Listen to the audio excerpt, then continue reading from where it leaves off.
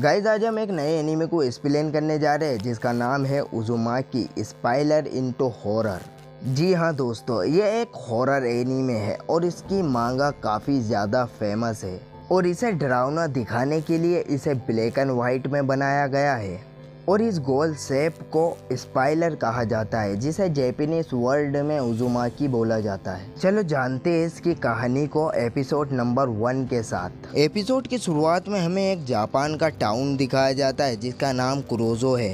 यहाँ पर हम किरी नाम की एक हाई स्कूल गर्ल को देखते हैं। फिर किरी हमें बताती है कि मैं अभी जो कहानी सुनाने वाली हूँ वो ये टाउन की अजीबोगरीब घटना के ऊपर है। फिर वो रेलवे स्टेशन पे जाती है अपने बॉयफ्रेंड सुइजी से मिलने के लिए। फिर वो किरी से पूछता है कि तुमने इस टाउन को छोड़ने के बारे में कभी सोचा है। फिर किरी उससे बोलती है कि वो अपने टाउन को छोड़ कर क्यों भागेंगे। वो कहता है कि इस टाउन में कुछ तो अजीब हो रहा है। वो किरी को पास में बहता पानी दिखाता है, उसमें गोल स्पाइरल बन रहे थे। फिर वो बोलता है कि काफ़ी दिनों से यहाँ की हवा भी बहुत तेज़ चल रही है। सुइची को लगता है कि इस सब का असर उसके फादर साइतो पर पड़ रहा है। वो कुछ अजीब बिहेव कर रहे हैं और सारा दिन अपने कमरे में ही बिताते हैं। साइतो ने अपना कमरा स्पाइरल वाली चीज़ों से भर दिया है और वो सारा टाइम उसे ही घूरते रहता है और उसे देखते हुए उसकी आंखें भी गोल गोल घूमने लगती है अलग अलग डायरेक्शन में। ये बात सुनकर किरी को थोड़ा अजीब लगता है।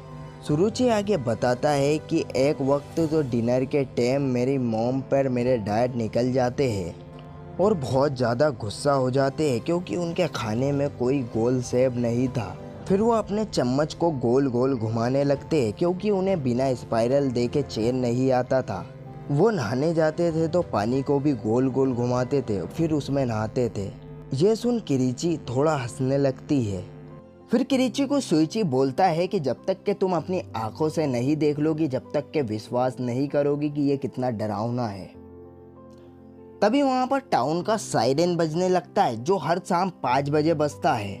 सुइची को इस सायरन से नफरत थी क्योंकि उसे ऐसा लगता था कि उसके कान में कोई सुई चुभा रहा हो। उसको यहाँ के हर चीज़ से नफरत थी, यहाँ तक के पहाड़, समुद्र और यहाँ तक के लाइट हाउस से भी। सुइची कहता है कि ये टाउन उसे भी पागल कर देगा। उसे हर जगह स्पाइरल नजर आ रहे थे। ऐसे ही बड़बड़ करते हुए सुइची वहाँ से चला जाता है। किरी जब घर जाती है तो उसे पता चलता है कि सुइची के फादर यहाँ पर आए हैं। वो किरी के डैड से मिलने आए थे जो कि वो मिट्टी के बर्तन बनाते हैं। साई तो बोलता है कि ये घूमने वाला पहिया तो कमाल का है, एकदम स्पाइरल की तरह। वो किरी के फादर से बोलते हैं कि मेरे लिए तुम एक बर्तन बनाओ जो स्पाइरल टाइप का हो, जिसे देखकर मुझे चक्कर आने लगे और वो काले रंग का हो तो और भी अच्छा।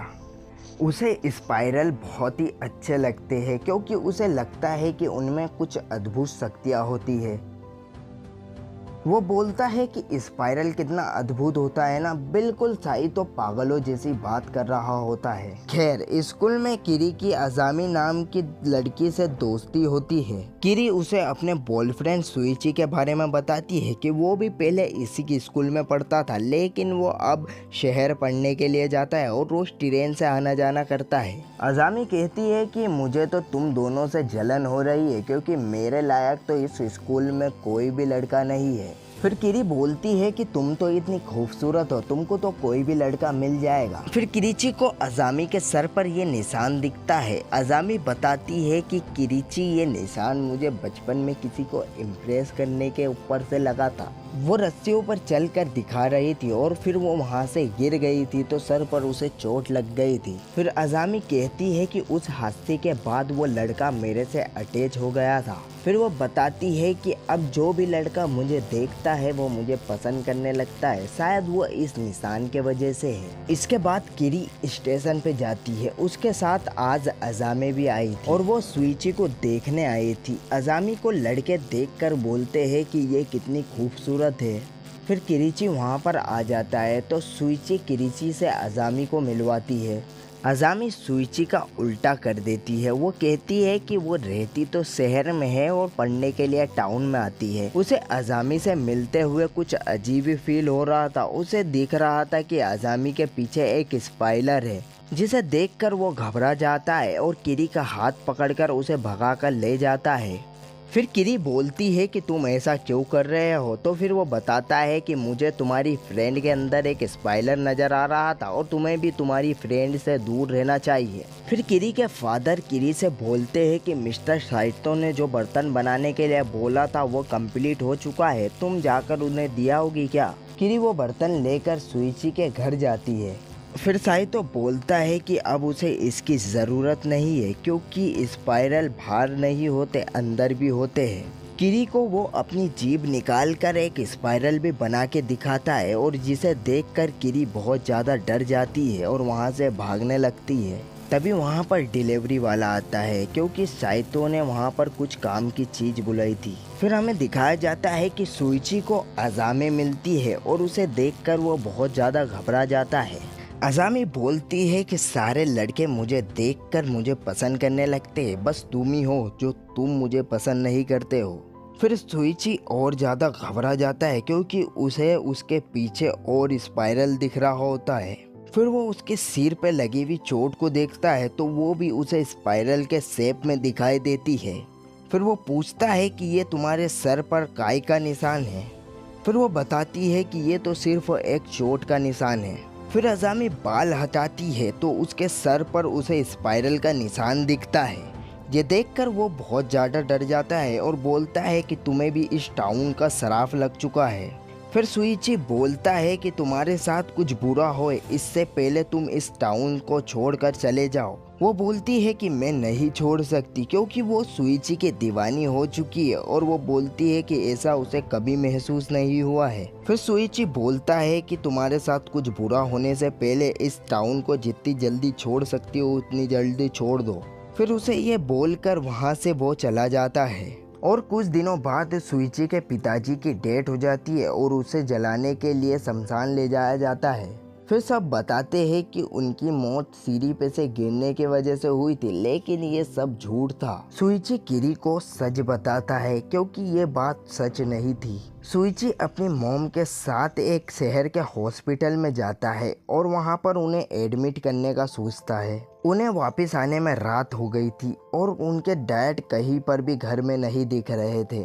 फिर वो बताता है कि मुझे मेरे फादर के रूम में एक गोल टब रखा हुआ दिखता है। फिर वो उस टब को खोलकर देखता है तो उसके अंदर साइतो था। उसने अपने आप को स्पाइलर बनाने के लिए उस टब में ठूस लिया था और उसकी सारी हड्डियां टूट गई थी। इसके वजह से उसकी डेथ हो गई। फिर अचानक ही लोगों को आसमान में एक स्पाइलर बनता हुआ दिख रहा होता है और ये स्पाइलर साइतो की बॉडी जलाने के वजह से उसमें से धुआं निकल रहा था, उससे बन रहा था। ये स्पाइलर को देखकर सभी लोग डर रहे थे क्योंकि इसमें का स्पाइलर उन्होंने कभी नहीं देखा था और वो इस चीज को अपशगुन मान रहे थे। वो धुआं अचानक से आसमान से जमीन की तरफ आने लगता है और एक तालाब में जाने लगता है। फिर सुइची की मदर यूकी चिल्लाती है क्योंकि उसे स्पाइलर में साइतो नजर आ रहा था, मानो कि साइतो एक स्पाइलर बन चुका है। ये देखकर सुइची की मदर बहुत ज्यादा डर जाती है और बेहोश हो जाती है। फिर उन्हें हॉस्पिटल लेकर आना पड़ता है। तभी अज़ामी भी वहाँ पर आ जाती है क्योंकि उसे किरी की फिक्र हो रही थी। फिर वहाँ पर हवा चलती है और अज़ामी के सर के बाल उड़ने लगते हैं। ये देखकर किरी घबरा जाती है क्योंकि अज़ामी के सर पर एक गोल गड्ढा होता है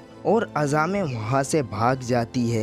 इधर सुइची की मदर हॉस्पिटल में भी शांत नहीं हो रही थी। उन्हें नर्स की चोटी में भी एक स्पाइलर नजर आ रहा था, जो देख वो और चिल्लाने लगती है।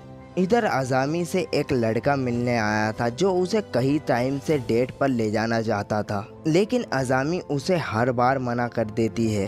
वो सोचता है कि क्यों मैं अज़ामी के पीछे खींचा चला आता हूँ और मैं उसके लिए कुछ भी कर सकता हूँ। ये देख अज़ामी उसका फ़ायदा उठाने को सोचती है। फिर अगले दिन किरी नोटिस करती है कि अज़ामी स्कूल नहीं आई थी। फिर वहाँ पर एक कातानामी नाम का लड़का आता है जो बारिश में भीगा हुआ था और स्कूल से भी लेट था।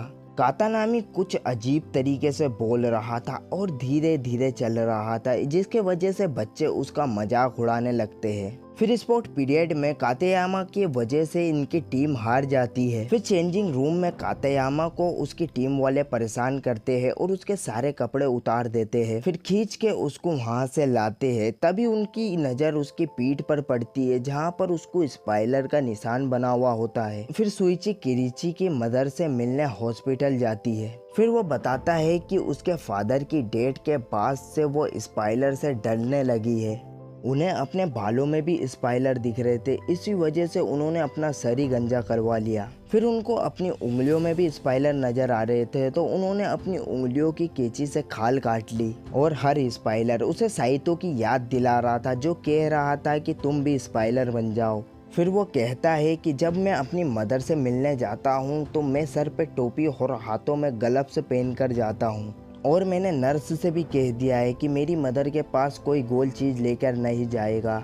और अब जाके वो शांत हुई है और ठीक तरीके से सो पा रही है। फिर किरी को एक दिन अजामी दिखती है, जो टोपी लगाकर आ रही होती है। फिर किरी पूछती है कि अजामी तुम इतने दिनों से कहाँ थी। फिर अजामी बोलती है कि उसकी एक आँख ठीक नहीं है। फिर वो अपनी टोपी निकाल कर बताती है उसके सर का स्पाइरल बहुत बड़ा हो गया था और उसकी एक आँख उस स्पाइरल में चली जाती है। ये देखकर किरी बहुत ज्यादा डर जाती है, लेकिन अजामी उसे कुछ नहीं करती और वहाँ से चली जाती है। वो सीधा एक पार्क में जाती है जहाँ पर एक लड़के ने सुइची को झूठ बोलकर बुलाया होता है। वो अजामी से कहता है कि मैंने तुम्हारा काम कर दिया है, अब तुम तो मेरी गर्लफ्रेंड बन जाओगी ना। अजामी हंसते हुए उसे मना कर देती है क्योंकि उसे तो सिर्फ सुइची चाहिए। ये सुन लड़का गुस्से में उसके सर से टोपी हटा देता है। फिर वो दोनों देखते हैं कि उसके सर में एक बहुत बड़ा गड्ढा हो गया है और वो लड़का उस गड्ढे के तरफ खींचा चला जा रहा है जैसे वो कोई ब्लैक होल हो।